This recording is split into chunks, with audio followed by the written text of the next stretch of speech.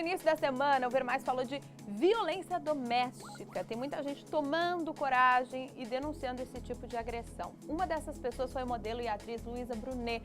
A repercussão foi grande no último fim de semana por causa disso. A participação aqui no Ver Mais também, a gente não conseguiu responder todas as perguntas que chegaram naquele dia. Por isso, a gente convidou novamente a delegada Patrícia Zimmermann Dávila para vir ao programa. Muito boa tarde, doutora. Boa tarde. Obrigada pela sua presença novamente. E você também está convidada a participar com a gente. Não precisa se identificar, viu, gente? Então, manda sua pergunta, o seu depoimento pelo nosso WhatsApp, é 48 8822 6543. Já tem pergunta chegando.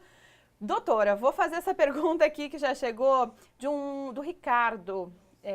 Ele está perguntando o seguinte: a minha mãe sofre agressão física por meu padrasto, que tem 50 anos. Ela tem 71 anos. Agressão verbal também. O que eu faço? O que a família pode fazer quando percebe que, de repente, a vítima não está fazendo nada? Nós temos aqui uma vítima idosa e as nossas delegacias da mulher, elas atendem os vulneráveis, compreendidos também entre idosos, crianças e adolescentes, porque é muito difícil, às vezes, a violência doméstica vir sozinha, né? Nesse caso, o que eu aconselho eles? Se o crime for de lesão corporal, a mulher não tem a opção entre escolher ou não. Os tribunais já decidiram isso. Então, se ele ver que a mãe está machucada e que ela sofreu lesão corporal praticada pelo companheiro, ele deve procurar a delegacia de polícia, conversar com o pessoal da delegacia de polícia.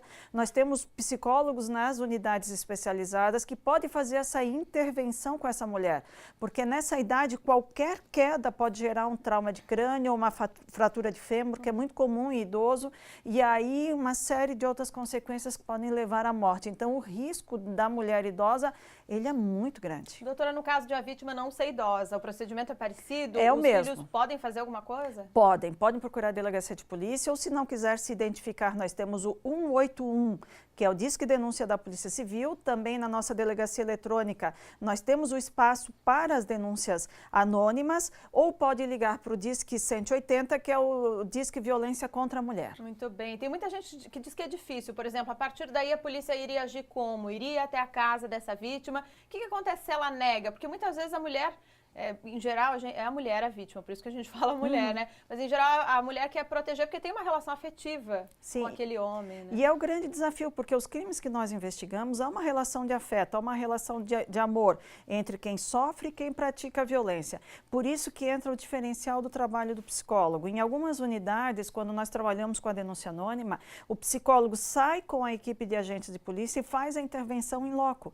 Então, é outra forma de abordagem, né? Porque ele tem uma outra formação. Então, essa outra forma de abordagem faz com que, às vezes, nós consigamos a confiança dessa vítima para dar a ela o empoderamento e aí, assim, ela fazer a denúncia. Muito porque bem. Depende da fala dela também. Claro, não basta só os parentes ou alguém que está vendo tudo denunciar, um vizinho, às vezes, que presencia muita coisa, né? Sim, e um dos grandes desafios que a gente tem é a questão das mulheres que retornam ao convívio com o agressor e aquelas mulheres que, às vezes, durante a instrução processual, passam a testemunhar em favor do agressor, né? Então, é um fenômeno diferente, os crimes com violência doméstica de outros crimes, porque quando há relação de afeto, é muito difícil para a vítima também. Tem muita questão emocional, às vezes é impossível pensar racionalmente sobre aquilo que está acontecendo. Sim, e aí algumas pessoas, né, usam aqueles ditados, ela gosta de apanhar, ela gosta de sofrer, né?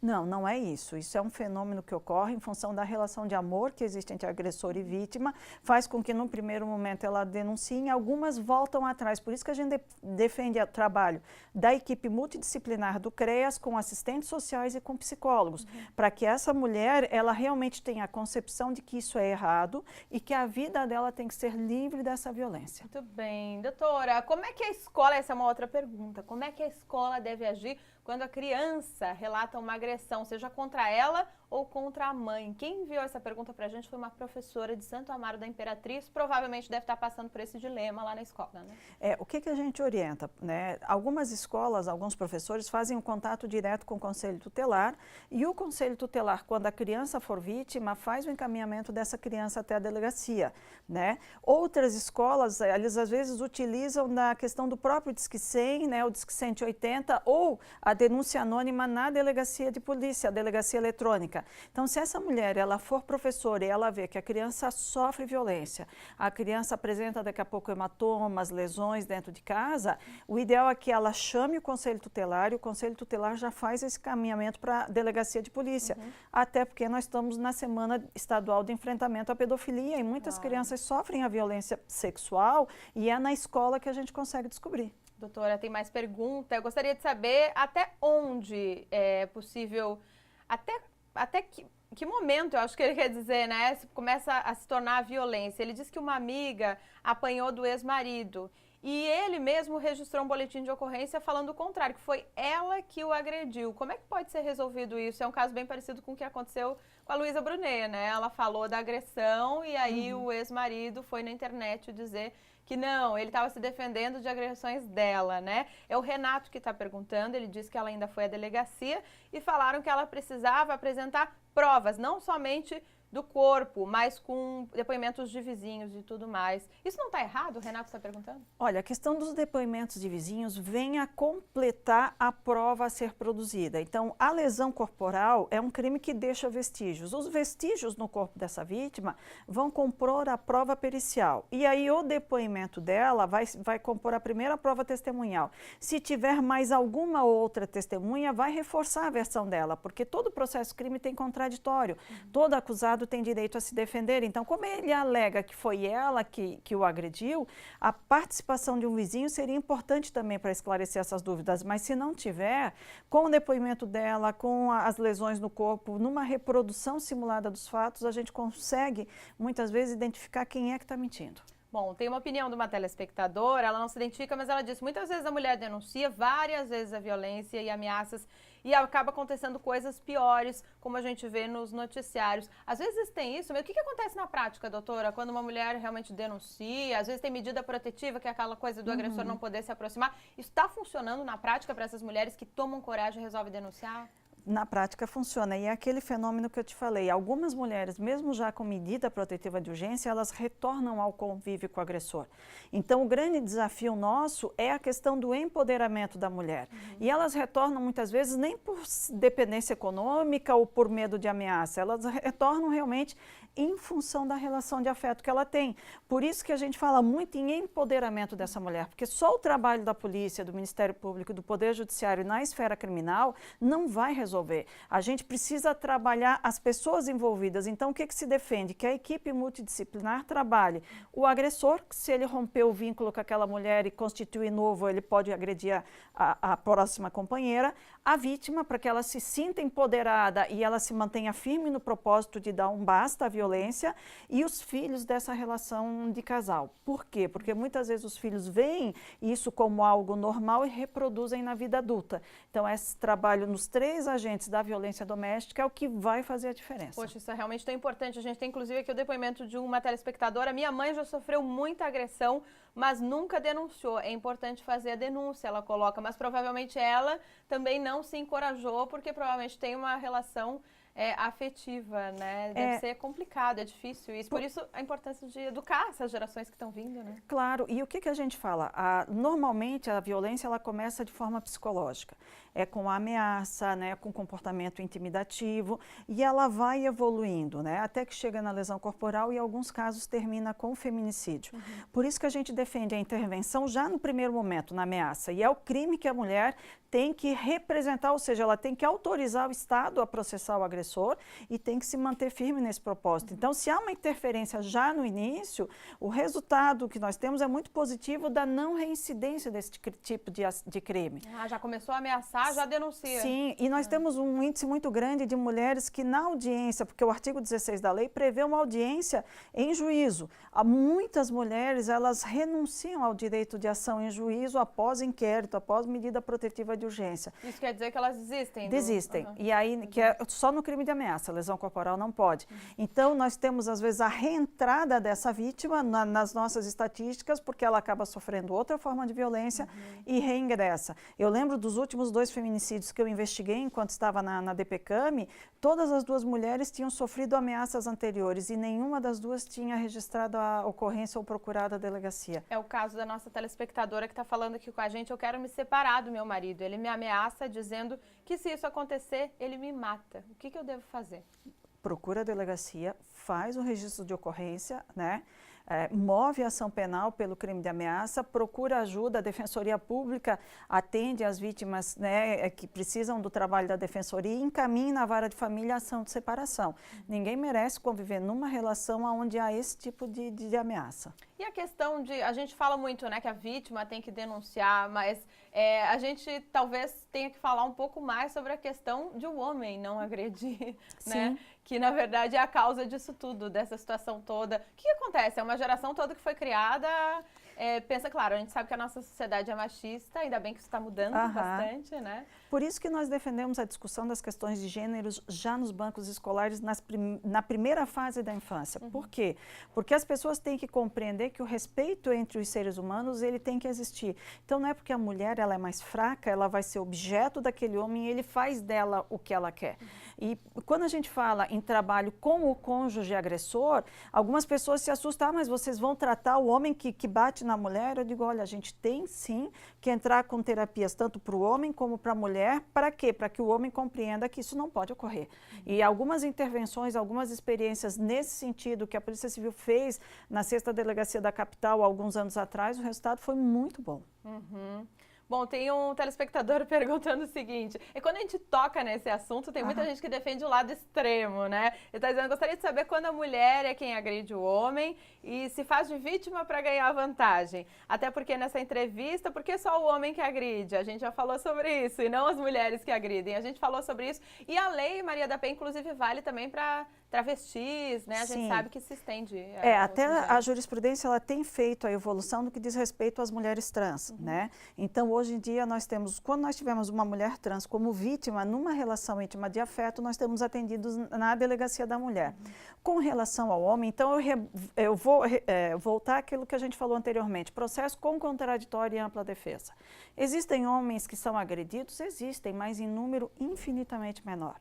Então, em todos esses meus anos de atividade como delegada de polícia, eu lembro de 2 homens que apanharam de suas companheiras e nós fizemos a investigação. Agora, o número de mulheres que apanhou, eu já perdi a conta porque ele é muito maior. Então, a mulher realmente ela tem sido o ser frágil nessa relação. Se ela agride o homem tem todo o direito de procurar uma delegacia de polícia, fazer o registro de ocorrência, se submeter a exame de corpo de delito e ela vai responder pela prática do crime. Não é porque é mulher que ela vai ser vítima, mas só que o decorrer dos anos sempre mostraram que a mulher ela tem sofrido violência até em função da própria cultura machista da sociedade. E esse tipo de argumentação também às vezes quer enfraquecer um pouco essa batalha que já é tão dura pra gente, mulheres, né? Quando sofremos algum tipo de assédio, de agressão. Eu lembro que quando a gente conversou, doutora, lá no início da semana, eu relatei aqui que eu tinha sofrido uma agressão sexual. E sabe o que me chocou? Que ninguém ficou chocado com isso. Ninguém veio me perguntar, ninguém estranhou. E eu pensei, poxa, será que é tão comum assim que todas as mulheres, tristemente, têm uma história parecida para contar? Isso realmente me chocou. E isso não é normal, porque assim, a mulher ela não está disponível para a vontade dos outros.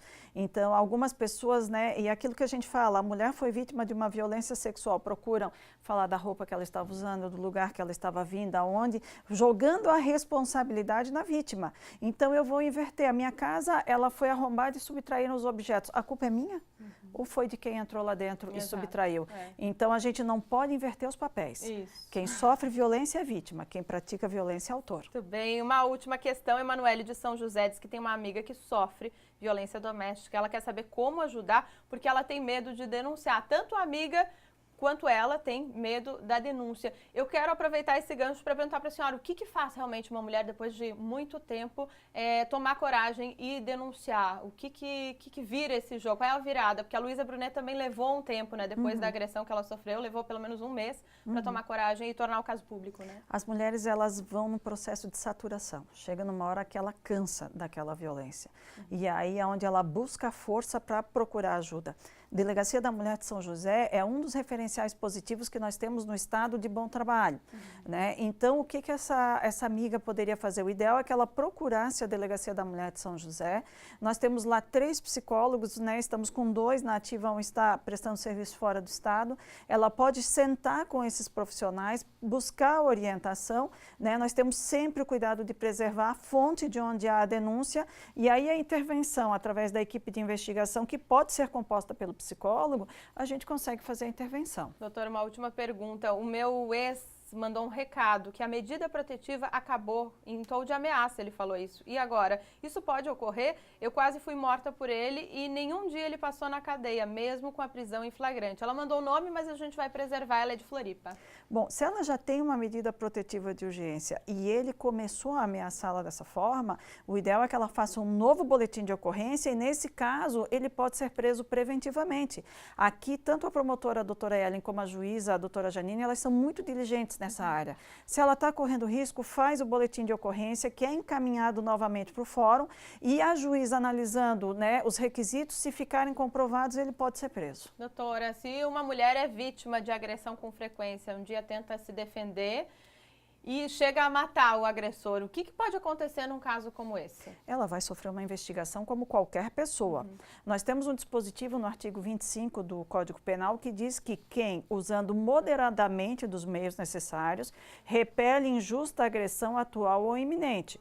Então, por exemplo, se ele ameaçou e ela resolve pegar a faca e dar uma facada, isso não é justificativa para a prática de um homicídio, né? Agora, se vem numa luta corporal e ela usa do único meio necessário para se salvar, na investigação ela pode, né, restar provado a legítima defesa. Se restar provado, ela nem será processada. Mas a gente tem que deixar bem claro, é usando moderadamente dos meios necessários para repelir injusta agressão. Nenhuma mulher por sofrer violência tem autorização para tirar a vida do companheiro. Claro. Bom, lembrando então que a gente agradece essa presença aqui, doutora Patrícia, é muito esclarecedora. E lembrando também que essa questão de via denunciar serve tanto para a mulher quanto para o homem, né? Respondendo a pergunta do Gustavo que nos perguntou, também está valendo. O homem pode fazer denúncia no caso de agressão. O homem pode fazer a denúncia no caso de agressão e deve fazer a denúncia, porque tanto a mulher como o homem não pode sofrer violência. Muito bem, obrigada, viu, Nada. Patrícia? Ó, você que procura uma companhia de 4 patas, fica ligadinho que depois do intervalo a gente apresenta a Chiquinha, gente. É uma cachorrinha muito carinhosa que está procurando um lar no quadro Achados e Queridos. Não sai daí que a gente já volta.